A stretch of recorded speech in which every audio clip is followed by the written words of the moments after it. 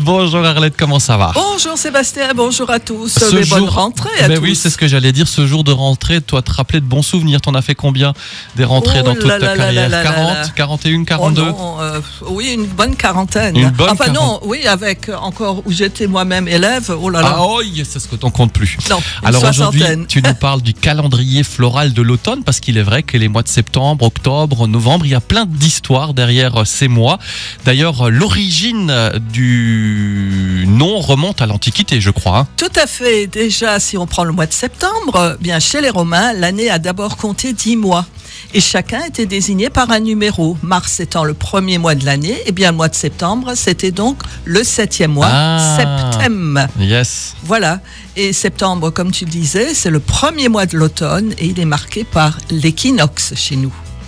Et c'est un mois aussi qui est le pont entre des saisons, marqué par un équilibre entre la lumière, l'obscurité, la chaleur, la fraîcheur, l'action, la contemplation. Et dans le calendrier républicain, eh bien, septembre correspond à Vendémiaire, la période des vendanges. Voilà.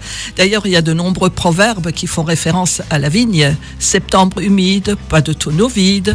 En septembre, la bruine est toujours bonne à la vigne, etc., etc. Et puis, alors, la fleur, c'est l'astère. J'en ai d'ailleurs beaucoup dans mon jardin, c'est magnifique. Elle est perçue comme un symbole de l'amour, de la patience, de la confiance.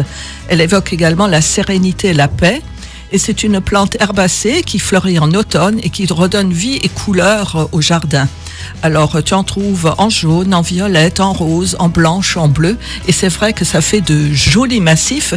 Et c'est des plantes vivaces en plus. Alors si on parle du mois prochain, le mois d'octobre, donc si je suis ta logique par rapport aux Romains, donc forcément octobre c'est le 8e mois de l'année. Voilà, qui est dérivé du mot octomensis, 8e mois. Et dans le calendrier républicain, ça correspond à Brumaire, la période des brumes, des brouillards. Et 2 fleurs sont citées pour le mois d'octobre, le fuchsia, qui a été découvert à Saint-Domingue au XVIIe siècle, et le souci, qui est la fleur de naissance d'octobre et qui provient du latin solsequia, qui signifie qui suit le soleil. Et enfin, le mois de novembre, donc là, voilà, 9e mois de l'année, toujours d'après le calendrier romain, attention. Tout à fait.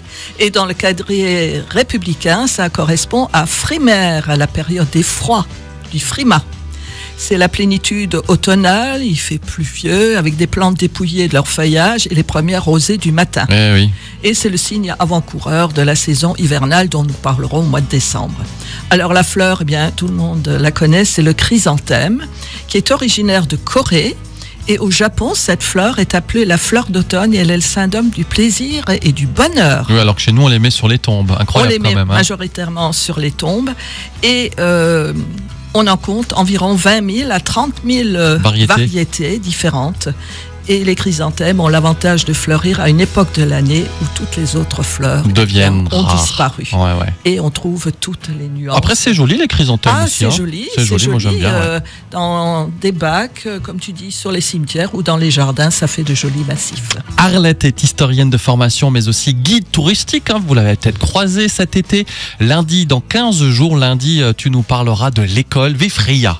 Voilà. C'est-à-dire quoi? Avec l'école d'autrefois. Avec l'encrier, avec la blouse. Tout à fait. Avec les leçons de choses. Oui, voilà, comme on était, avec le maître, etc. Oh là là là là. Qu'on respectait encore. Ah oui, Freya va respecter, ça c'est vrai. Ouais. Aujourd'hui, c'est moins le cas, mais bon. Eh bien, écoute, ma petite Arlette, on se retrouve dans 15 jours. Tout